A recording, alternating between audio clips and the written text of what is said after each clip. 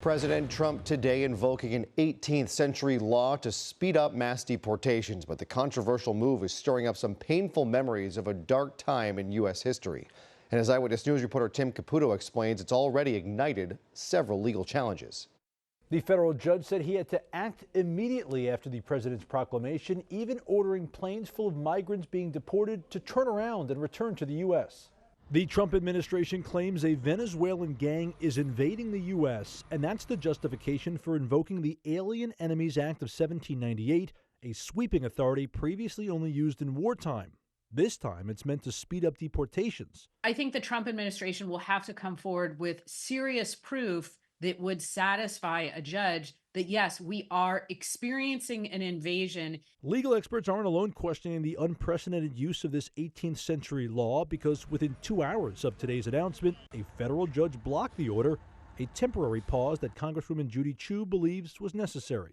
I was so relieved when I heard the judge's pronouncement about the temporary restraining order. In the last year, members of the Venezuelan gang Tren de Aragua, or TDA, have been arrested in Colorado and New York, but the Trump administration claims the gang has invaded the U.S. to perpetrate irregular warfare. Attorney General Pam Bondi blasting the judge's restraining order, saying, quote, "Tonight, a D.C. trial judge supported Tren de Aragua terrorists over the safety of Americans. This order disregards well-established authority regarding President Trump's power, and it puts the public and law enforcement at risk." Congresswoman Chu, like the federal judge, believes the White House is rushing to deport immigrants. If we don't have that due process, your uncle, your grandfather could be taken away just because they are from that particular country. The Japanese American National Museum condemning the president's proclamation. After all, the last time the Alien Enemies Act was invoked during World War II, it led to the mass incarceration of more than 100,000 people of Japanese ancestry. The Los Angeles fixture adding, quote, "The Japanese American National Museum was founded on the promise that this would never happen to any other group. Yet today's events remind us that this promise is under threat, that we can no longer say with certainty that history will not repeat itself.